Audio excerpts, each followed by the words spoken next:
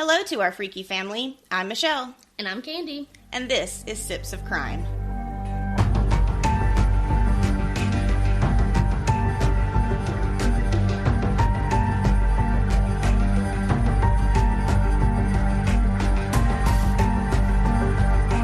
Welcome back, everybody, to Sips of Crime, your favorite true crime podcast. How are you doing, Kandi? It's been a while since we've caught up. You doing good today? I am today that I'm off work. Yes. Work has been absolutely nuts, and especially next week where it's the end of the month, it's going to be even worse. So yeah, I'm glad. Well, we have got a very exciting episode for you guys today. We are actually doing a crossover episode with Crime Over Wine, and we have Liam Collins with us today. How are you, Liam? Oh my gosh. Hello, everybody. I am doing so good, and it is so lovely being with you two ladies, so thank you. We are so excited to have you in our Waves of Wine studio today, hanging out with us, and we've got a really juicy case for y'all today. Oh, juicy.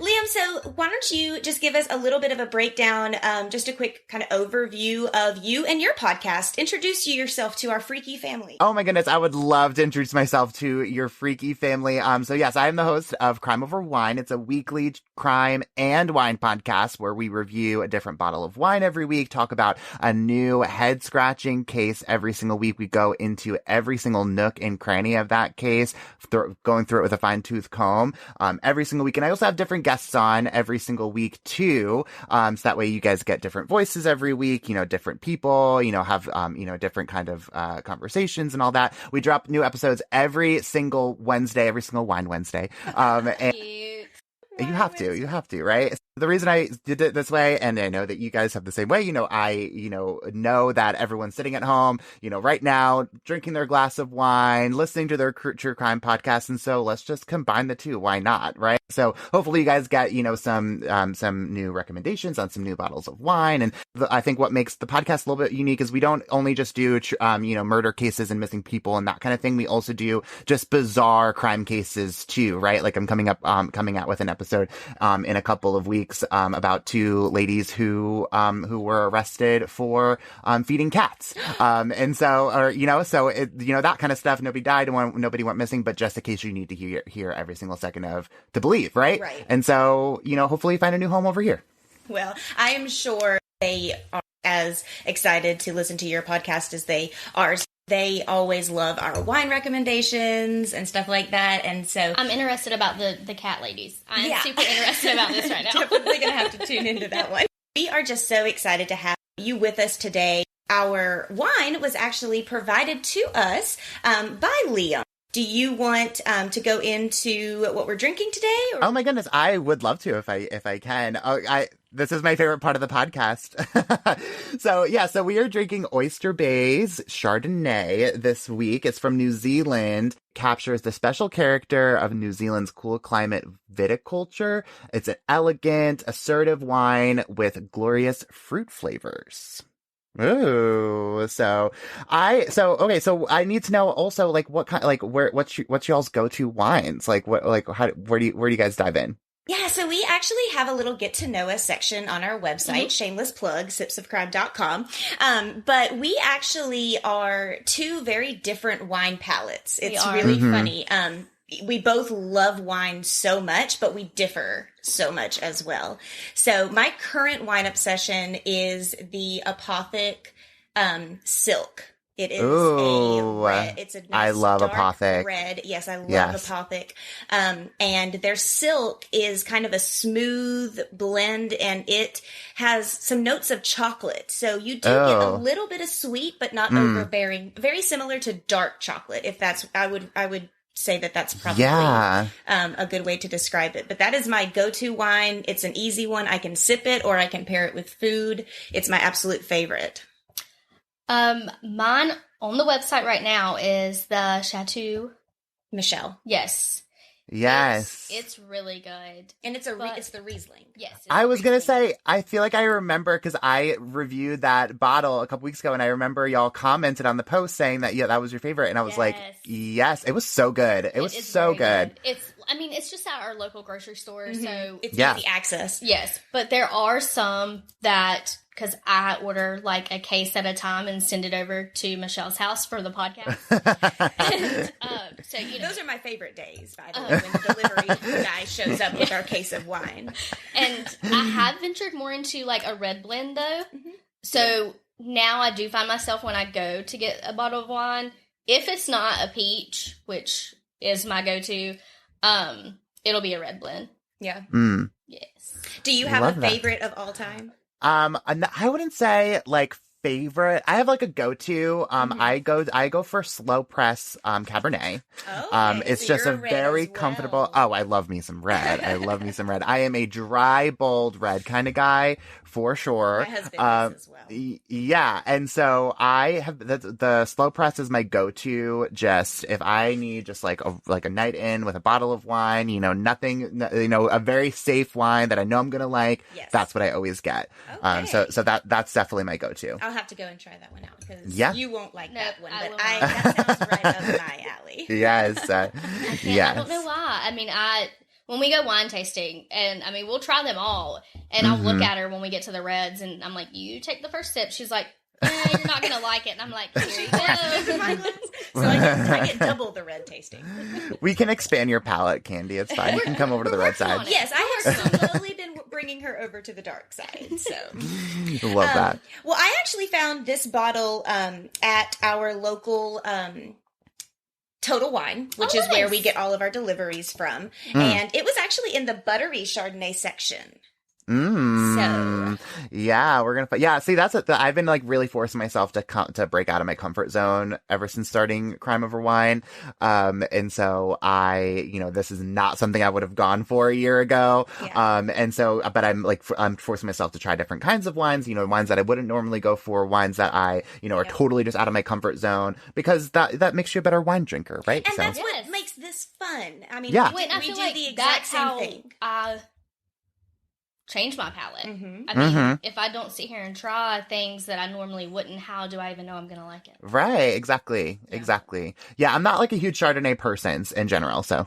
Well, we actually have a favorite Chardonnay, which is the Buttercream Chardonnay, and it is a very buttery Chardonnay. It was the absolute hit at Kandi's wedding. I mean, it was gone. If you haven't tried that one, you have got to try it. It's not like a regular, like super dry Chardonnay, but it really hits those buttery notes. Awesome. Well, I am adding that one to my list for sure. So, all right, I'm done talking about all this wine. Let's open it. Thank goodness. I thought I was going to have to go for it first. Liam, cheers. Cheers. I was just about to say I always do a little cheers on my podcast, so I wanted to do the same. That's right up my alley. I like that that one's a lot. Good. Michelle's gonna like this. That's buttery. Yes. Buttery. That is good. Very buttery. There are some other buttery ones we have tried that are not as good. No.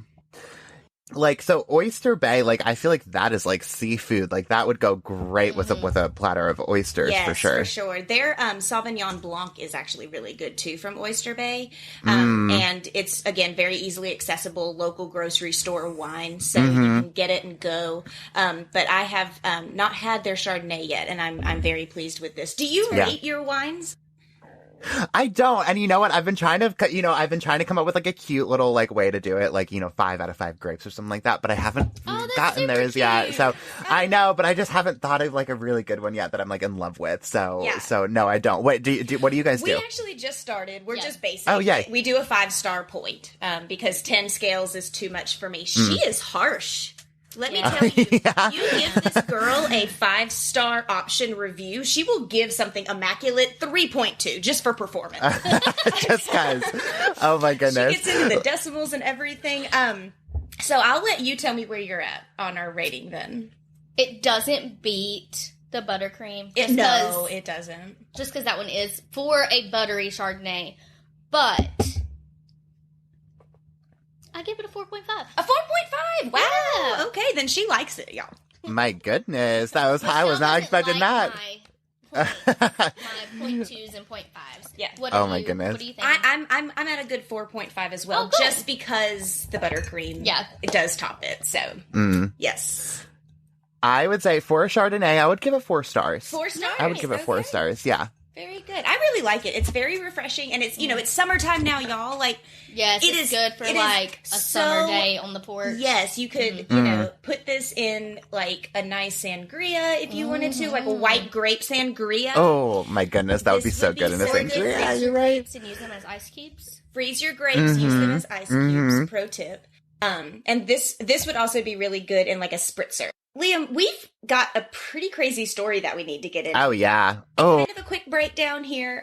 So we are going to be splitting up this episode between our show and Liam's show, Crime Over Wine. So to get the full story, you're going to have to listen to both. We're not letting you off easy.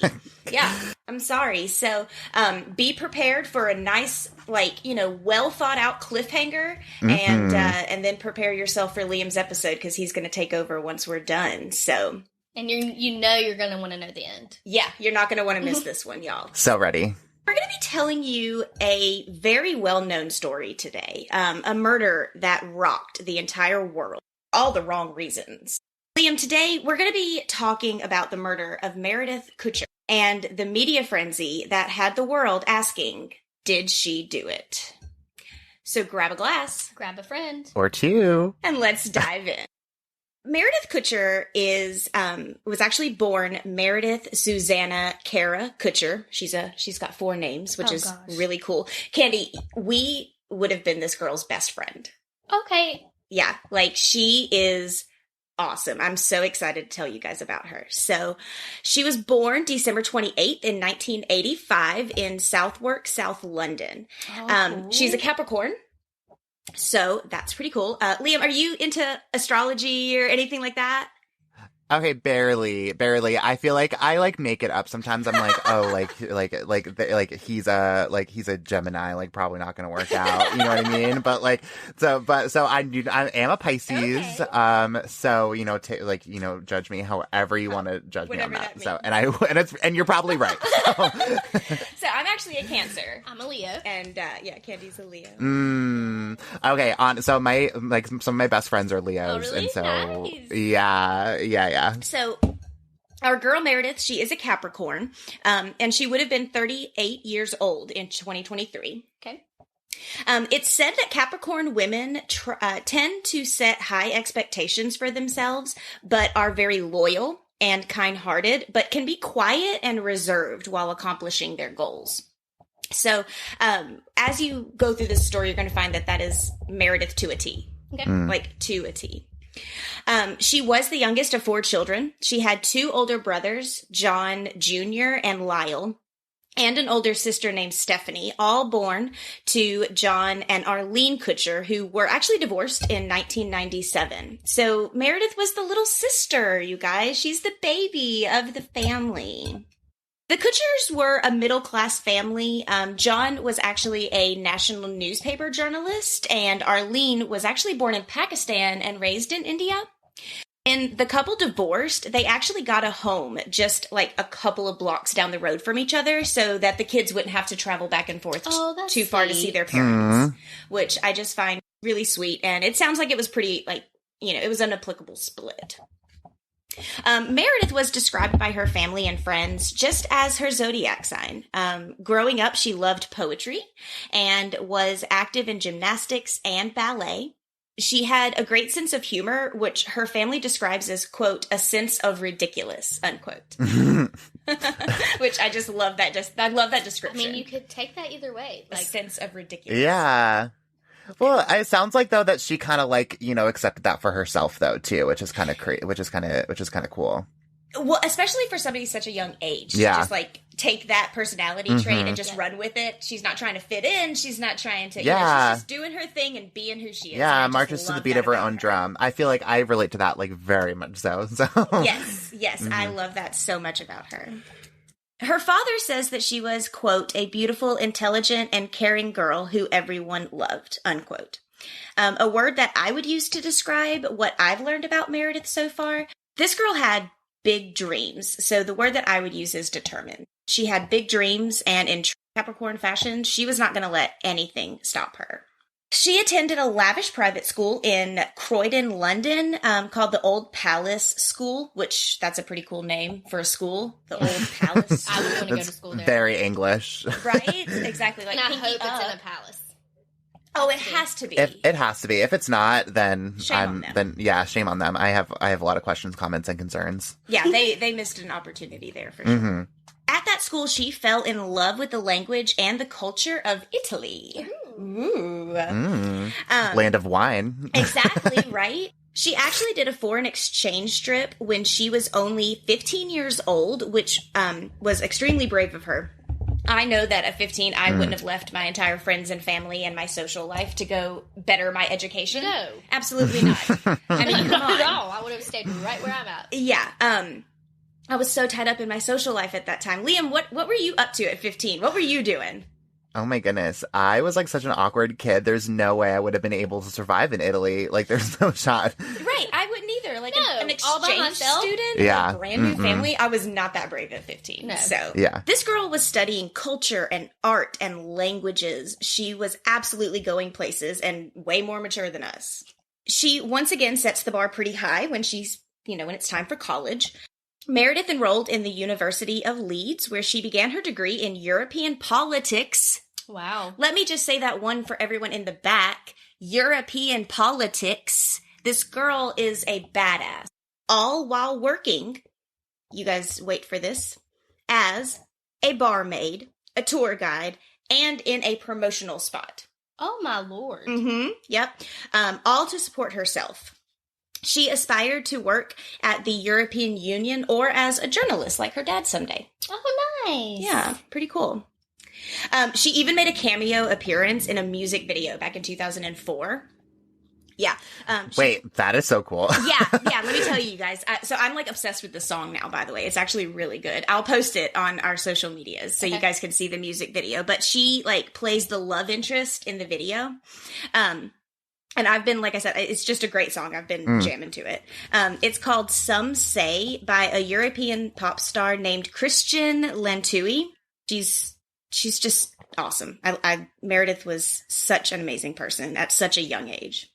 During her third year of college, she was offered a chance to live, work, and go to school in Perugia, which Meredith saw as, of course, a chance of a lifetime. She was so excited to immerse herself in the culture and worked very hard to get there. All those jobs that she was working would pay off, affording her the ability to make this dream a reality.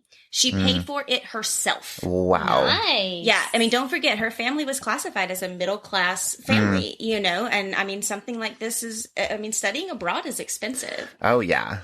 Oh, And yeah. I actually learned that it was also very common in Europe. Like, they're very encouraged to study abroad and to go to different, parts and to go to different schools and experience culture. So I did kind of find in some of my research that that's a fairly normal thing for a college student to do from London. And Yeah. So, in a lot of European countries. I feel like it's also like a lot easier too over there. Yeah. You know what I mean? Just because they, share a lot of things. It's like easier to drive around. Like, Right. here, if you want to like study abroad, they either like, I grew up in New York, like you would like study abroad and like drive like to Canada. And like that was like, and like you fly, like you have to fly. And like, it's a whole thing to study abroad in like in a European country. So I'm sure it is a lot easier. Yeah, for sure. Like I said, she paid for this whole trip herself, and I don't know about you guys, but at 21, all I was saving for was bar money. So, I'm just saying. Yeah. I'm also still doing that, but like not the point. I don't think. Meredith had saved enough money and was on her way to study abroad in Italy. And to save some money, just like all college students, she moved into a 4-bedroom flat with 3 other female students. It was a beautiful home that overlooked this like valley, and I mean, it was just breathtaking. It was like that old Italian charm, gorgeous architecture in this home. I'm going to give you guys just like a little background into Perugia as well. So Perugia, Italy, is a well-known college town. It has a population of about 150,000 people, and a quarter of that population is actually students who are studying abroad, like Meredith. So, like, you guys can kind of set the scene, right? You know, like, cool college town. There are bars, shopping, restaurants all down the road. Everything's very centrally located, just like a lively town that kind of, you know, caters to like a younger demographic. Lots going on all the time. Busy town, absolutely. So I can picture that for sure. And I just have to say that all of this so far sounds amazing. I mean, can you just like put yourself in her shoes for just a minute? And I would like, probably never want to leave. Yeah, she's walking into Italy and this house for the first time and seeing these girls. She's probably so excited, you know, to be doing exactly what she dreamed for, what she worked so hard for. I mean, I just want to take a second to just think about like her mental state of where she was, because all of this happens so fast. Yeah, it always breaks, because I feel like we always do those episodes, right, where like it just feels like everything's going right until like everything goes wrong. I did the Kiera Coles case on episode 18. I don't know if y'all are familiar with that one, but if you're not, it's like she just got pregnant, like she just got a full-time job, like she just got a car, just got this beautiful apartment, and then poof, disappears. Yeah, and so it's like it just is always, I mean, I don't know, not that it's ever like, you know, better or worse, obviously, when like, you know, what happens to somebody, which like we're about to find out, obviously, I'm assuming what happens, right? Hopefully. But you know, it adds like an extra layer of just like heartbreak, right? Like when you're just like building up to like, it just seems like all of your dreams are coming true, and then it all comes crashing down.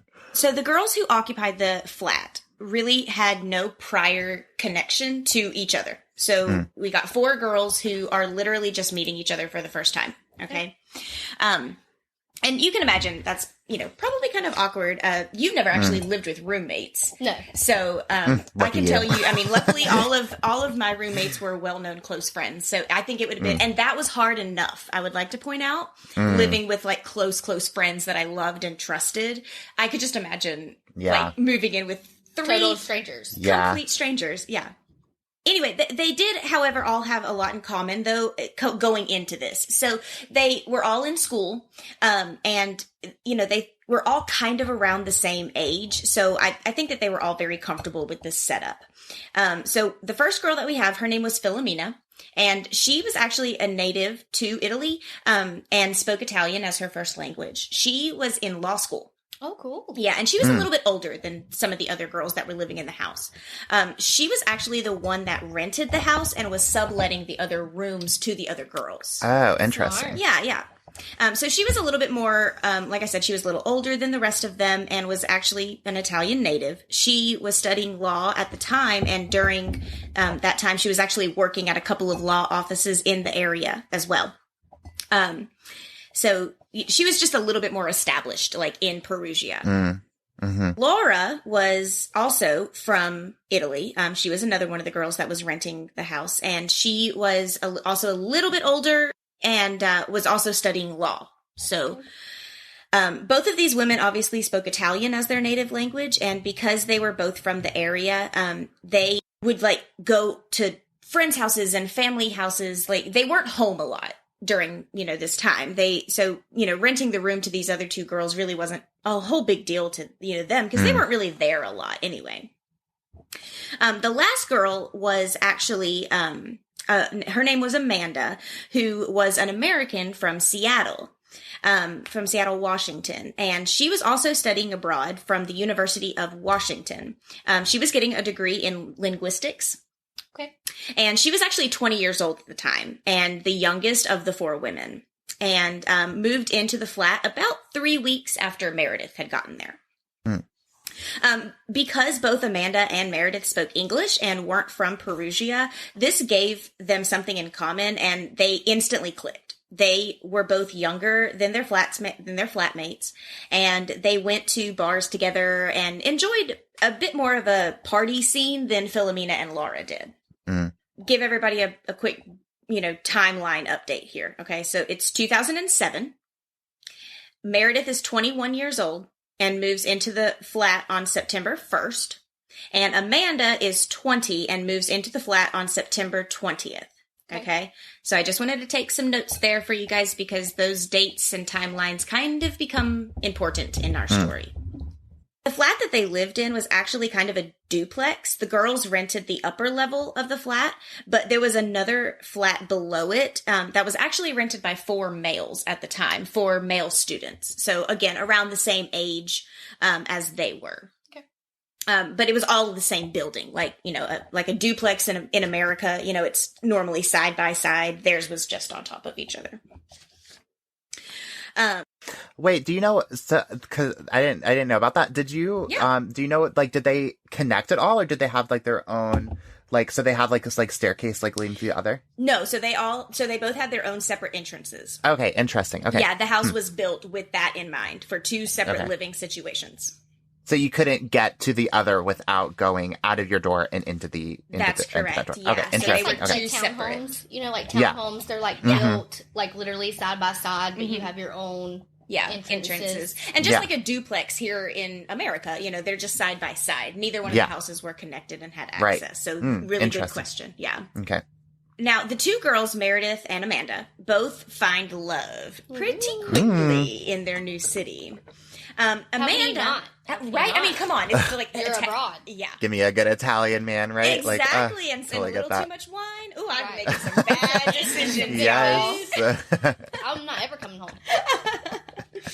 Yeah, so they both find love pretty quickly. Amanda was working at a local bar in October as a bartender when she meets a 23-year-old Italian native named Raffaele at a music concert that she was actually at with Meredith. Amanda described him as a shy Italian Harry Potter, so y'all know he would have caught my eye. Michelle would have been gone. I'd be like, excuse me, I need to talk to you. I'm going home with you. Speak to me in Italian. But also like way more handsome than an Italian Harry Potter too. Like, look at this man up, guys. Yes, Raffaele was a very good-looking guy. Still is. So I can see why he caught her eye. He was actually in school at the time studying computer science, and they had literally just felt head over heels for each other. Oh, so sweet. Yeah, that kind of young love, whirlwind romance. Raffaele says, quote, "We had only been together for 5 days, but those 5 days were everything." Unquote. Rip my heart out, y'all. Meredith actually meets Giacomo, who was 22 at the time and was actually one of the guys who rented the flat downstairs. They would run into each other all the time in passing and just started talking. Their romance was very new as well at this point. Giacomo seems like a lovely person, you guys, and this is what he had to say about Meredith. Quote, "Meredith was a beautiful and innocent girl.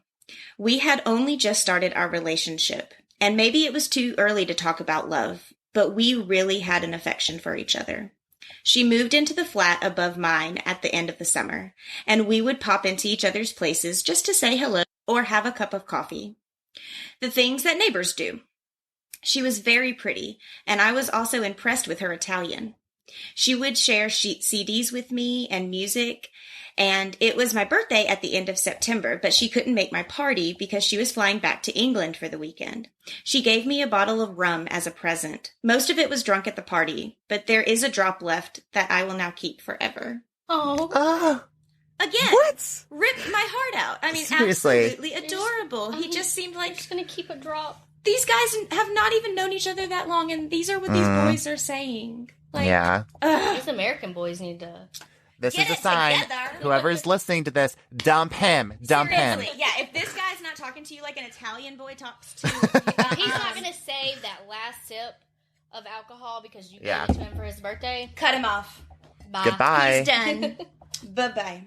So, again, a budding romance between the two. Now, remember, she moved into the flat on September 1st. Right. His birthday, he says, was at the end of September.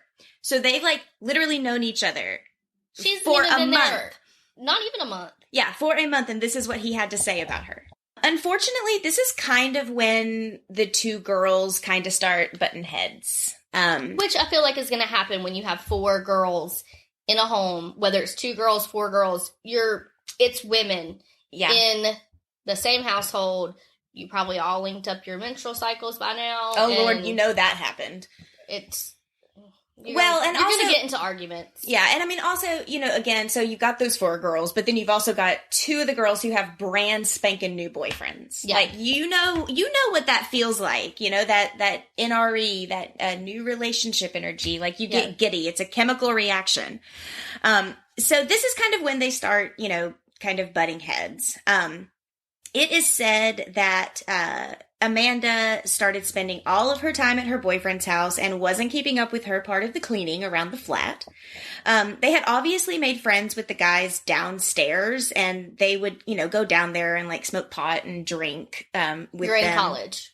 Yeah, they're in college. Philomena and Laura both say that they noticed the girls had kind of drifted apart, but if you remember, they weren't really there much to begin with. And so they never claimed to have witnessed any like big falling out. Right. And something else that bugs me about this case is that we need to remember that these girls have only known each other for 2 months. Right. Mm-hmm. So how close can you really be at that point to be observed drifting apart? True. You know what I'm saying? Like, you're just meeting this person and you guys went to some bars together and you're just hanging out, and maybe you like them, maybe you don't at this point. Like, who knows?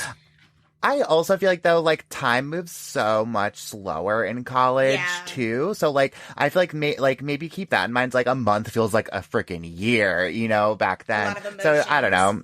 Well, yeah, like, a lot can happen when you're 20 years old. Like, when you first meet someone, I don't feel like you really, really, really know them.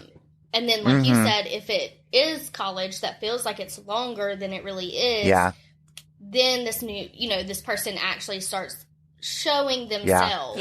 Yeah. And you start forming an opinion. Yeah.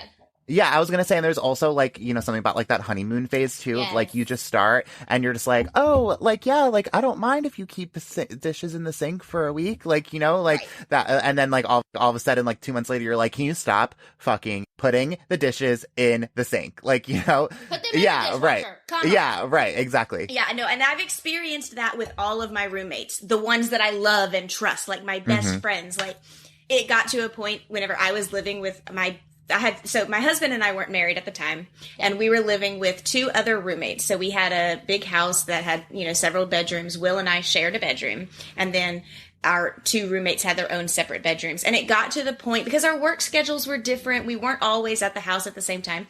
And it got to the point to where we were leaving each other freaking sticky notes. Yeah, see. And that's where it started. And it had nothing to do with whether I loved them or not. It was like, I just can't live with you. Yeah. There's something about, like, living with someone that just, like... I love my husband, and I still would rather not live with him. Touché.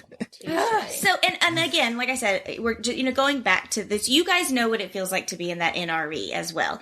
It's a chemical reaction. Your body is literally craving to be with that person all the time. So I can see kind of why they were drifting apart. This doesn't seem like some big revelation to me personally, but it's totally blown up in the media frenzy. And we're going to find a little later that, they really kind of classified these girls in the media as like best friends, but they really weren't. They didn't know each other long enough to be best friends. Tragedy strikes 5 days later on November 1st, 2007, when Meredith Kercher was found brutally murdered in her bedroom. Oh, man. If you haven't figured it out by now, we are, in fact, telling you the story everyone knows as the Amanda Knox case. But as you all have just heard, there was a victim in this case. A young, beautiful woman who quite literally had the world at her fingertips. She was taken from this world far too soon, and I believe the world suffered from her death because I think this girl would have went on to do amazing things. Oh, yes, most definitely. With her life. We wanted to tell you this story from a different perspective than you've probably heard it before. Meredith Kercher often gets lost in her own murder case. Some of you might not have even known her name until now. The name you would have remembered would have been Amanda Knox. I wanted to give Meredith's voice back to her today by telling you who she was and allowing you to really get to know her before you get immersed into the wild and crazy ride we are all about to take. I'm going to pass the torch to my lovely co-host Kandi to give you the breakdown of the murder and the murder trial that had us all on the edge of our seats after this short break. Hello, everybody. This is Liam Collins, the host of the podcast Crime Over Wine, and I'm about to make your Wine Wednesdays so much better. We know that there is nothing better than hanging out and listening to your favorite true crime podcast over your favorite bottle of wine, and that's where we come in. Every week, we share a new head-scratching true crime story while reviewing your new favorite bottle of wine. So your new true crime adventure is waiting for you. Crime Over Wine drops new episodes every Wednesday, wherever you get your podcasts. Thank you for that, Michelle. So let me just start by saying, now that we have revealed the case we're covering, you all know that information in the case is all over the place. A lot of stuff gets contradicted, and everyone's having issues with language barriers, so let's just keep that in mind. We also need to point out that we are just sharing the facts, along with the Italian justice system, all say that Amanda Knox is innocent. There are a ton of people out there who believe otherwise, simply because of the lack of information, and they have their own opinion. You are all entitled to those opinions, but we will not be entertaining any negativity or trolling. Your comments will go unread and deleted if either show feels like you are being verbally abusive or if you're attacking anyone on any of these social media platforms. It's simple. If you don't have anything nice to say, don't say anything at all. We even teach our own kids that. So yeah, you guys can do it. Okay, your parents should have taught you that too. So yeah, we know this is a high-profile case, and everybody has stuff to say about it. But we're gonna keep it. We're gonna keep it to the facts that we have, and we're gonna keep it pleasant. Yes. After that tidbit, moving on. On November 2nd, 2007, Amanda Knox was returning home from her flat with her new boyfriend. She had stayed the night there and was coming home to shower. Because, you know, when you have a new boyfriend, you don't want to shower in his place. No, that's an intimate situation. She gets home and realizes the door is slightly open. She doesn't really seem alarmed by this much, though. She thinks maybe one of the other girls left in a rush, or maybe the door hadn't latched itself all the way. She walks in and heads to the bathroom to shower, when she then sees a small amount of blood in the sink. Just a little bit, like a few drops, you know, like... Yeah, it wasn't a lot. You know, like a nosebleed or something. Mm-hmm. Again, this doesn't alarm her. She lives with 3 other women. They all shave. They all have periods. I mean, this wouldn't be super alarming to me either. Yeah. She takes a shower, and when she steps out, she sees a larger blood stain on the bath mat. Like we said, she's thinking someone might have been just cut themselves shaving or had started their period. She goes on to blow dry her hair to finish getting ready when she notices that someone had used the toilet but didn't flush. There was poop in the toilet, and she knows none of the girls she lives with would have left that there. No, absolutely not. We would have definitely left blood in the sink from a nosebleed or like on the bath mat, you know, from something from like cutting shaving, but I would not leave poop in the toilet. Absolutely not. Girls don't poop. No, girls don't poop. Yeah. Liam, I don't know if you knew that. Unaware. But I'm just kidding. Yeah, we're just annoying you. We don't poop. We also don't sweat. We we glisten. don't do that either. Glisten. You know, we glisten. I don't know about that. No, I stink, y'all. I had that birthday party today. I was dying. I have no shame. Like, no, dying. So this is what starts getting her worked up, and that something creepy is going on, or something feels wrong. So, like, this is, like, the point of, like, where she's, like, starting to feel really weird. Now that she's had her situation. shower and she's fixed her hair. And like, she's blood in the sink, no big deal. Poop in the toilet? Yeah, red flag. Red flag. Okay. Which I can understand in a way. No, I agree with her. I mean, blood, like, if you and I shared an apartment and there was blood in the sink, I would not immediately think that something had happened to you. No. Well, no, because I'm going to wipe it up. Right. But I still wouldn't have thought that it was a big deal. Like, maybe you were in a rush or something, you know. And so I totally understand why none of those things, like, set her off. But I do understand. I can wrap my brain around the fact that there's poop in the toilet. Yeah. Like, Kandi wouldn't have done that. Like, no girl. Well, but I think also, too, like, the combination of those two things, too, right? Like, that to me is like, oh, like, something happened here and, like, they had to go. Like, they didn't even have time to flush. Yeah, they had to get out. Yeah. Literally. Agreed. She calls Philomena to check in with her about what's going on at the house and what she's seeing. And Philomena agrees that all these things seem strange and tells her to please keep her posted on what she finds out. I mean, so none of these things really alarm her either. No. She's just like, call me back, let me know what's going on. I mean, she flush the agrees toilet. that they seem strange. Yeah, flush the toilet, please. Yeah, like, she's was like, yeah, it's strange. There's poop in the toilet. But, you know, like, whatever you find out, just let me know. Yeah. Keep me in the loop. Okay. Amanda then goes back to Raphael, and he comes to look at everything, and they find a broken window in Philomena's room. Glass is on the inside of the house, so they know that it was busted from the outside. They tried to go into Meredith's room, but the door is locked. They can't get in. They don't know if Meredith is in there or not, so he tries to kick the door in. But when that doesn't work, they call the police. Amanda also starts calling her roommates. Meredith had 2 cell phones. One was linked up for her calling back home to London. She spoke to her mom just about every other day, and the other was just an extra phone Philomena had let her borrow so that she could call and text locally. This was very normal back in the day when cell phones didn't have the same technology they do now. Yeah, like you had to get like the SIM card, Yeah. you know, to like the international SIM card, and then you had like your local SIM card. Yeah, I totally remember those days. Well, Amanda obviously doesn't get a hold of Meredith, but she speaks to all the other girls and lets them know what's going on. Philomena, Laura, and the 4 young men who lived in the flat downstairs were actually all out of town at this time, visiting family nearby. Of course they were. How convenient. Right, because it was the beginning of a holiday weekend, which is All Saints' Day in Italy.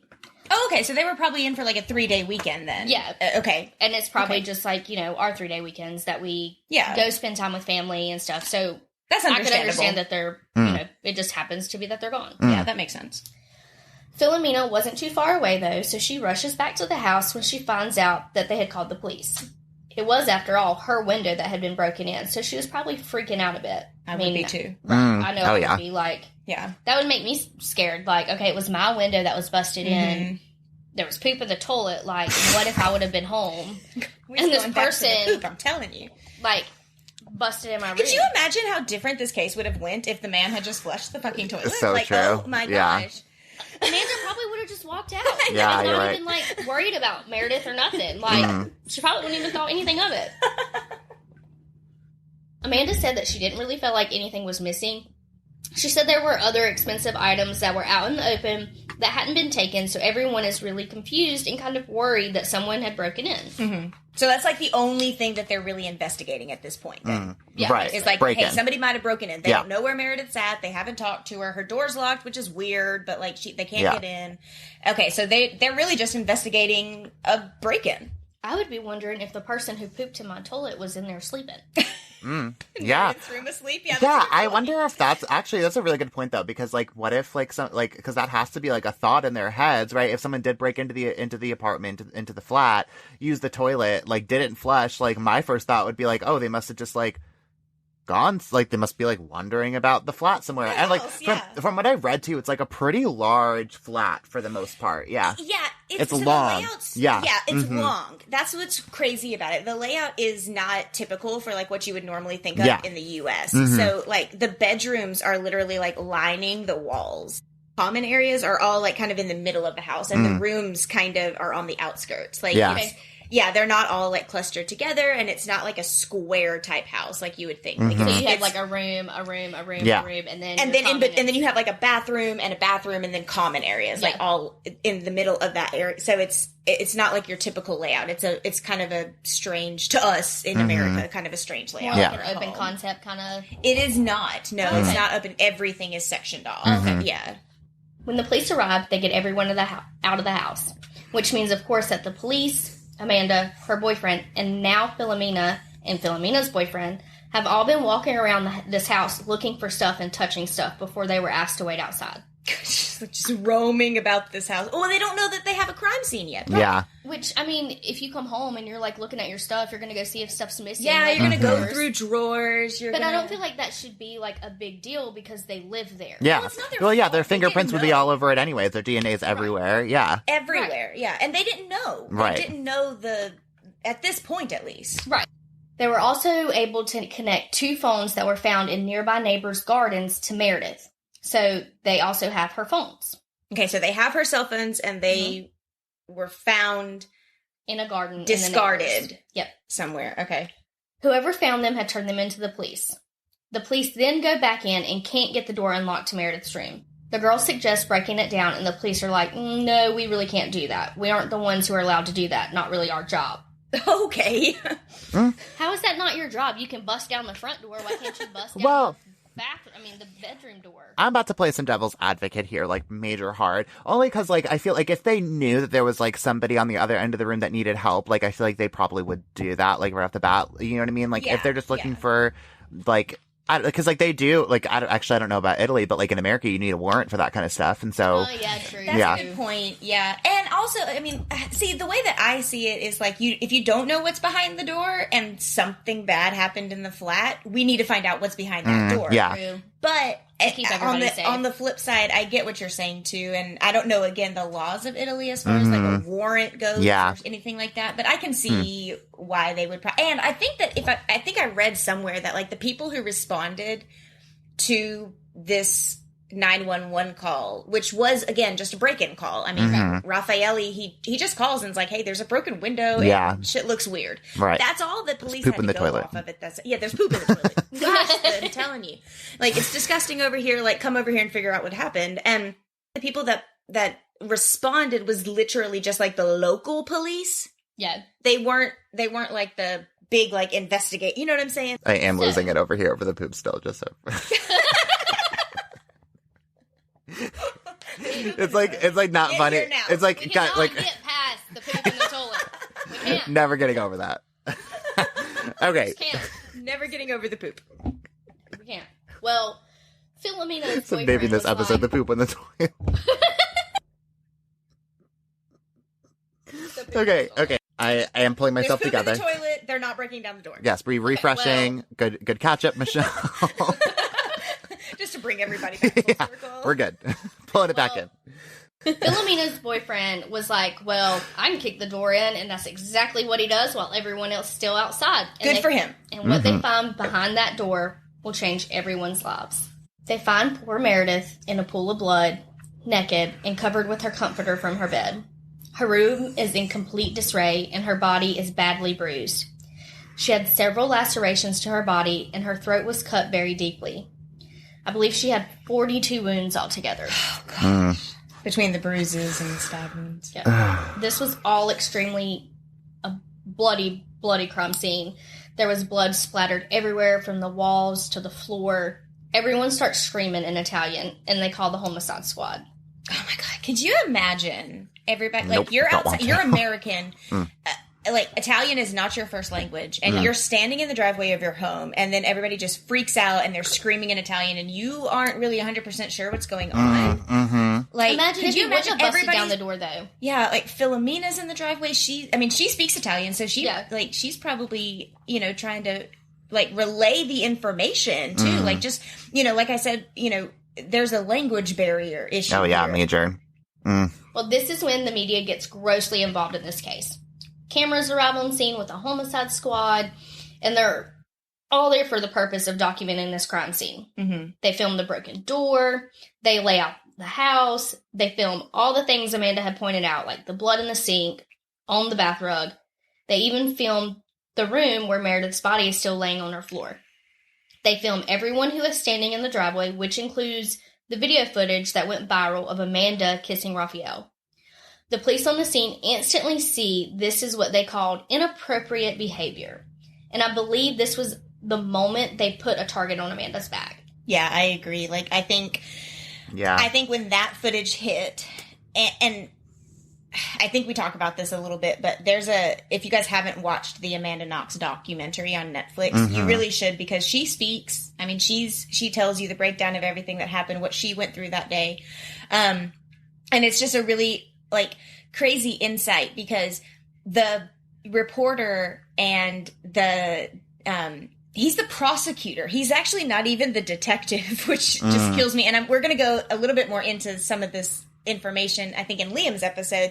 But he just instantly gained an opinion of this girl. And I think that I agree with you. This was the first time that he's looking at her saying she's kissing her boyfriend, and we just found her best friend murdered in their home. What is wrong with her? Yeah. And you talk about the media frenzy too, and I just think about like, you know, the immediate like label, because I feel like the media like absolutely like put the pressure to like, you know, put these two behind bars from like the very get-go. And so like, you know, immediately being labeled, you know, and that's the first scene, like that's the picture that gets blasted on the front pages. Like, video footage that they really released, and it's of her kissing her boyfriend. You can clearly see the despair on her face in this video footage. You can see all of it in the documentary. I'm not going to post it on our social media. But if you watch the documentary, you can see Amanda looks terrified. Yeah. She looks terrified. Yeah. And her boyfriend is just standing there holding her, loving her. And like, you know, again, they've known each other for 5 days, so they're in this chemical reaction, you know, and he's kissing her to try to comfort her. Right. Yeah. That could be their love language. I'm sure that it is, too, being in such a newfound romance as well. I mean, of course you're very physical with that person. Oh, but I think this is like the first moment that she's painted as like this like sex crazed, you know, woman. So the crime scene is a complete chaos. You can even hear the police on the footage discussing how unorganized everything was. It's just madness. I would recommend you go watch the documentary, like Michelle just said, after you listen to Crime Over Wine's episode. Because they do a great job interviewing everyone, and you can just see and hear the blame in everyone's voice. Definitely watch the documentary after you listen to both of our episodes, for sure. Like, get the full picture, and then go watch the documentary, and you can see all of the different things that we've been discussing in our episodes. And again, it's called Amanda Knox on Netflix. Yeah. And I think too, like, you know, once you kind of like make up, like, because like I think you do need both episodes to kind of get like the full picture. Because I think, you know, because when I watched it, like I knew everything, and so I was just like, you know, looking at it from this lens of like, you know, okay, like putting everything that everyone was saying into context of like, you know, so it is really important that you kind of get like the full 100% story before you get into that. Yeah, I feel like you need to like have some context behind the story, and I know that we feel like we have a lot of context because this was such a well-known case, but in our research, I mean, Liam and I both agree that we learned so much about, you know, this case and about Meredith and about Amanda and everybody involved, and so it was very, very eye-opening, and I was very appreciative to know all of that information before watching the documentary because, like Liam said, it really gave me the opportunity to create my own opinion about it. Without the noise. So I definitely agreed to do your own research and look into it. Listen to both episodes, then go watch the documentary. After the initial investigation of the home was concluded, it was determined that the night before, on November 1st, Meredith had been at a friend's house, which was only about 500 yards away from her flat. They watched The Notebook, had dinner together, and then she came home around 8:45 p.m. Sometime between the hours of 10 p.m. and 12:30, Meredith had been sexually assaulted and murdered in her bedroom while she was at home alone. We know she spoke to her mom sometime around 9 p.m. that night, and there was CCTV footage that briefly caught her on her way home. During the next 4 days, Amanda is interviewed. She's not given access to a lawyer. And the prosecutor is like, yeah, that's fine, too, which is like a different... but move on. Yeah. And, of course, Italian is not her first language. And she's not given an interpreter either. Like, no, like, people are yelling at her. Yeah. Legal jargon in Italian? Well, and not being able to have an attorney. Yeah. I feel like that's even if you knew Italian as your first language, you probably wouldn't even know the jargon. Right. I also could, because I listened to part of her podcast that she has now, and she was saying, actually, no, it wasn't her podcast. It's when because she did an interview with Crime Junkie, and so they did, they talked to her. That was so good. It was so good. I really enjoyed that episode. And she was saying, like, Amanda was talking about how, like, she didn't even know what she was charged with until, like, she was in custody and going in front of a judge. And that was the first time that she learned, like, what she was even accused of doing. It's just madness. Yeah. It's absolute madness. She walks into the police station on her own free will on November 5th and is arrested on November 6th. Somewhere between all of this, she claims to be exhausted and describes her mental state as kind of like a dream. She says she sees pictures of the house, of her boss in a brown coat. She sees herself covering her ears and could hear Meredith screaming. She says in a moment of confusion and pressure from the Italian police, in a moment of panic, She signs a confession saying she was in the house while her boss, who owned the bar she worked at, killed Meredith. Which... That is the key to this story that I have had such a hard time with. I mean, I can understand, like, being in this, like, so flabbergasted mental state that, and you don't know the Italian language, you're just trying to get away from this, and here, sign this document, and God only knows if it was written in Italian, like, she signs this confession that the police wrote.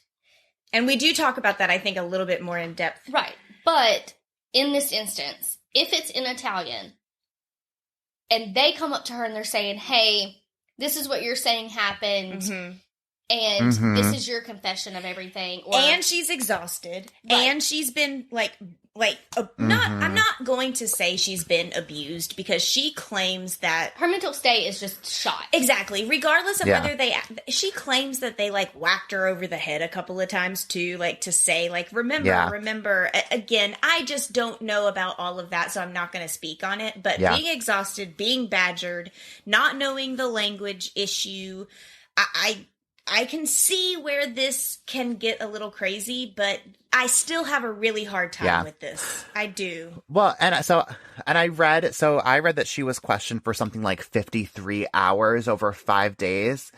Like, I could see, like, that exhaustion for sure. And, like, at some point you just kind of just, like, okay, like, let me just say whatever they want me to say, you know? Like, just get it over with. And then I also did read the lawsuit that that she filed much later on for damages. And the judge did say that they didn't see any evidence of her being hit. So, like, okay, like, I don't know. I mean, how do you prove that, I guess? But still. You don't. Yeah. You don't prove it. She says that due to this exhaustion and the pressure that she just kind of goes into this dreamlike state. And this is when all of these pictures are starting. And she's saying she's seeing her boss in his brown coat.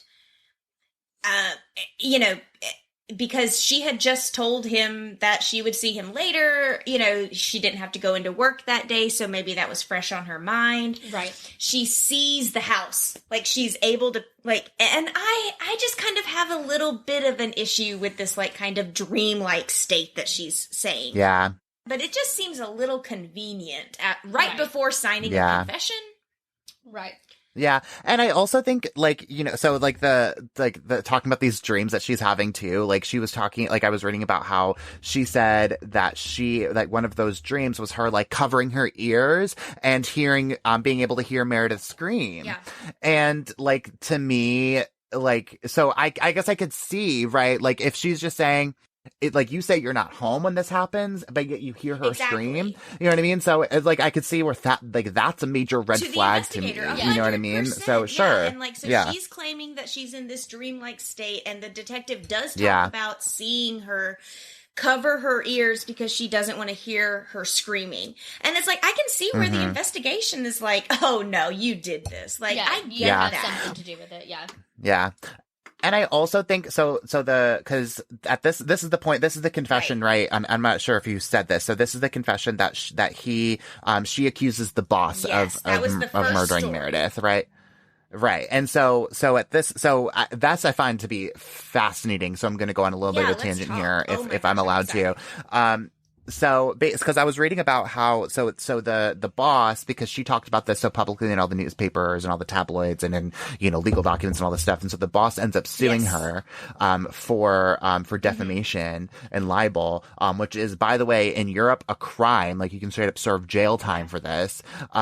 And a judge eventually, I think much after like the trial happens and all that stuff, like convicts Amanda of this, but like only like issues, monetary, penalties, like doesn't send her to jail. And apparently like Amanda just never has, to this day has never paid that. Oh. Yeah, which I found to be like, when I read that, I was like, my opinion of her just like completely did a 180. Yeah, So I don't know, which again, this is just him saying it. So like it could be like total BS. Well, but and I think that that's also something that while we're on the subject, we should probably just touch on is the legitimacy of our like opinions of her, because I mean, I'm sorry, but it plays a huge role in this case. Everybody in America and everybody in Italy had their opinion of her. And I don't know about you guys, but from between the years of 2007 to us doing this episode now, my opinion has drastically changed. Yeah. Just because of the research that I've done and what I've learned about her. But everybody really created an opinion of her. The Italians hated her. And the Americans loved her. You know, and so it was just, I mean, you just get two crazy sides of the spectrum when it comes to the media. The big difference there, right, is the tabloid media versus the, like, you know, traditional news media that we know in America, right? Because the tabloid media, you know, there's no, like, those laws are so much looser over there in terms of what you can say about somebody, what you can print about somebody. And so the tabloids just absolutely tore her to shreds, and Americans didn't read a single word of that at that time. And that is a good place to talk about the key journalist in this case that you're going to see in the documentary when you watch it. He is an absolute piece of crap. You want to tell us how you really feel about him? I'm telling you, he is an absolute piece of crap. He's a disgusting person. He is literally saying, like, this is my job. This is what I do. I need the juicy secrets. It's not my job to make sure that all of these things are factual. My job is to report it. My job's not to dig up the dirt. And I'm like, God, like, gosh, you're such a disgusting human being. But then on the other hand, I'm like, you have a freaking point, because I don't go to my job and do extra work. Right. Well, and I think too, like, because of like my background, I'm a local news reporter, right? And so I have. No, you are not, Liam. I did not. Yes. Know that. Oh my goodness. Yes. That's my formal background. That I'm a. So that, and I like do crime cases, like all this stuff, whatever. And so, you know, like looking at the difference between those two things, it's like baffling to me. You know what I mean? Headlines can just like go absolutely rampant over there and like be totally different, but it's so normal for people over there. It's the Meghan and Harry the docuseries, right, on Hulu, and like they are just like they hate it, but like they're just like, this is an, you know, understood relationship that we have in Europe, and it works, and it's exactly because they were talking, again, this is like because I'm obsessed with that story, and so you know, again, like mutually beneficial relationship that they have, that like they like, you know, when it benefits us, like we're gonna give you something and you're gonna be able to print it, knowing damn well that like when it comes down to them needing to like boost their ratings a little bit and like get something real salacious out of there, they're gonna run them through the mud, and that's how that works. That's how, like, it's not like how the newspapers work in America at all. And he even says, and I think I made a notation of this at some point, but he even says, seeing my name all over these headlines was better than sex. Yeah. I mean, that's, I mean, again, he just sure got a good payday from that. He just lays it out there, and he's just like, listen, this is my job. This is what I do. So, Liam, I do have to ask you, now that I know a little bit about your background, is, you know, when it comes down to like the journalism aspect of this, you know, are you like, what are some of the like loopholes and stuff like that you have seen in that industry here in America? Like, do you find that it has to be more factual, or do you find that it's just as bad as what we've experienced with this Amanda Knox case? Oh, no, it's not nearly as bad as that, right? But I mean, yeah, I mean, look, like, especially like local media, I mean, you have to, I mean, the standards are so much higher, right? Because you have to, like, this is your community, you know, I run through everything with a fine tooth comb, you know, it's just, yeah, so it's two different worlds. I mean, it's apples to oranges, honest to God, like between, you know, what you can read in one of those freaking BS tabloid magazines compared to what you like would, you know, see in like local news coverage of this case. It's like, I would be, in fact, I never, because most of what I read was national. I'll be really curious to read some like, you know, like Seattle newspaper, like stories about how this was going through. Yeah. Like it would be. Like so actual Seattle news articles about what's going on. Yeah. Okay. So Kandi, bring us back. Where are we? Okay. Amanda signs this confession. Right. And, you know, about her boss and blah, blah, blah. Well, Raphael was also arrested the same day after changing his story about when Amanda arrived at the house the day before the murder. Okay. And eventually telling police she wasn't there. Oh my gosh. For the sake of time and confusion, we're going to go over the evidence that was collected and used during the case, and we can discuss it if we want to, if y'all are okay with that. Okay, let's go. All right. Number 1. Obviously, their confessions, which was written by the police, it was only signed by her. She did not sit down and write her own confession letter. Which is something that would not have flown here in America. No. I would like to point out. Like, No. I don't think.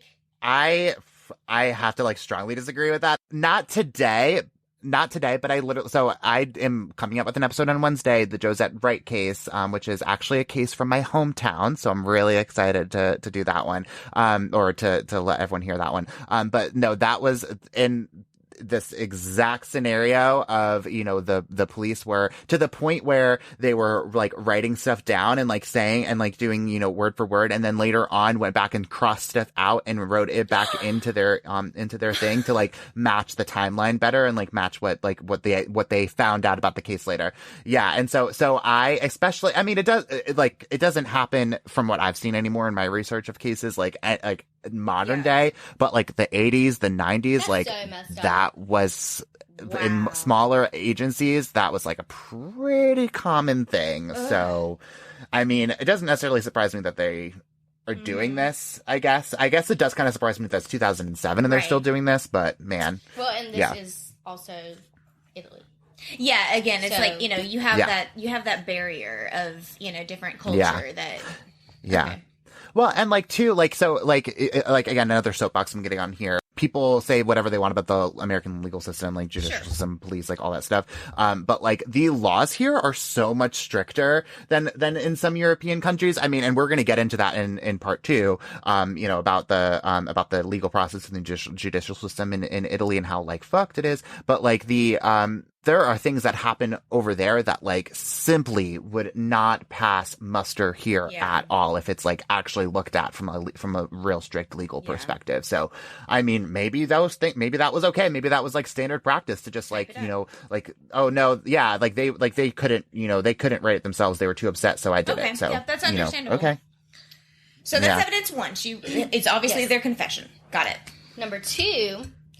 They find a knife in Raphael's house, which they conclude was consistent with the murder weapon, and they found traces of amounts. I'm talking teeny, teeny, tiny traces of DNA on this knife.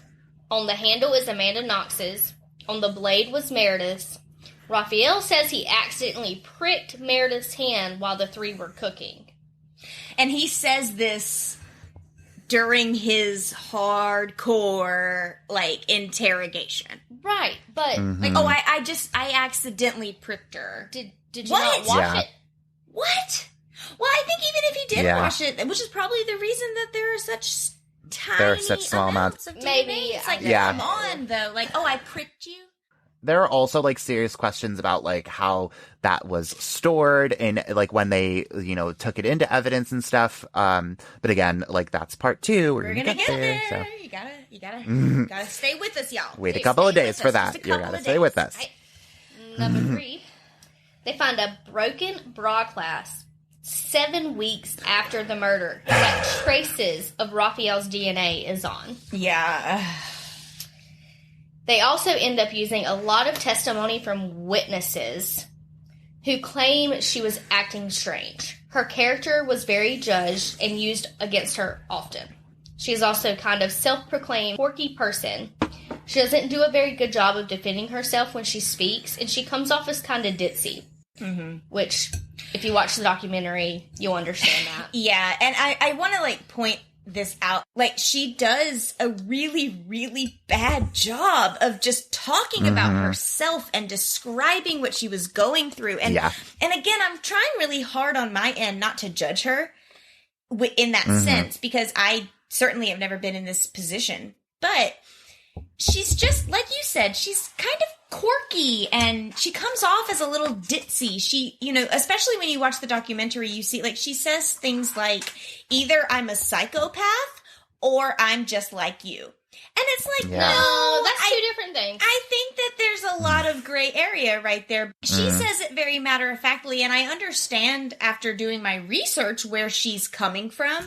But if you had no context going forward and you were to just watch her say this about herself, you would probably form a different opinion without knowing the background. Yeah. And I feel like that was the majority of what the American citizens and the Italian citizens at that time got.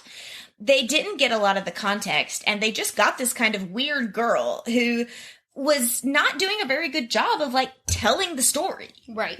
I mean, would you agree with that, Liam? Do you think? Yeah. Oh, 1,000%. Yeah. No, you hit the nail on the head there for sure. And like, yeah. And like, I guess, like, put that, like, statement into context you're talking about. I think that what she was saying was like, if I did this, right, like, either, like, I'm such a psychopath that I did this and can still, like, come back and be, like, a normal human being, or, yeah, and got away with it. Or she can't, or like, I'm just like a normal human being, and like, my emotions are like just what everyone else would be going through, you know, and like still be able to like come back and like, you know, live your life. So of course the media has a frenzy with every little crumb that they can find on this story, as does the media with everything. Absolutely. Yeah. I mean, they do. So the media was a third person in this case. Oh yeah. Oh yeah. Headlines. They were the driving force. And the headlines were reading things like, quote, sex game gone wrong, unquote, calling her a sexual deviant, and that this was actually an orgy that ended in a satanic sacrifice. Fucking crazy. Come on. Okay. Crazy. Come on.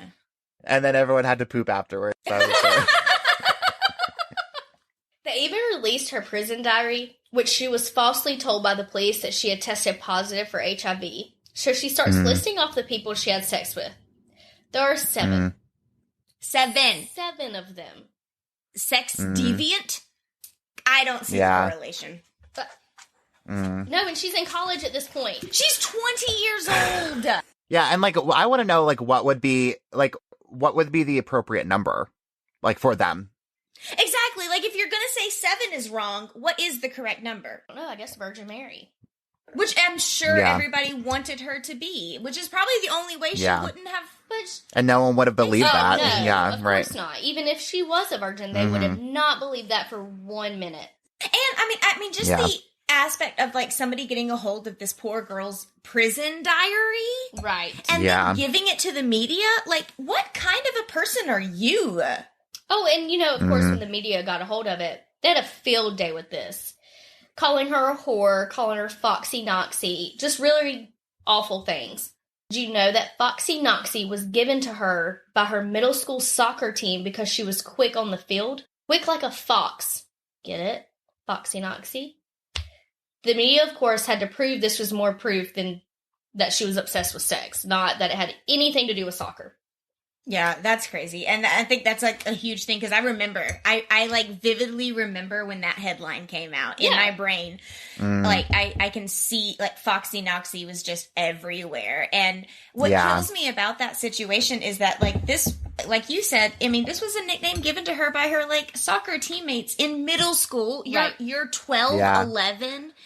And she probably thought this was adorable. It was her MySpace when name. you're in freaking middle school, you don't associate Foxy Noxy with some sexual content. Exactly. It was fun and it was innocent. And she obviously enjoyed that little nickname. She was having fun with it. It was her MySpace page. Well, not to tell our ages, but like, you remember when you had AIM?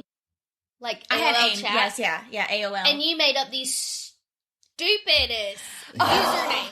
I won't even tell y'all my username.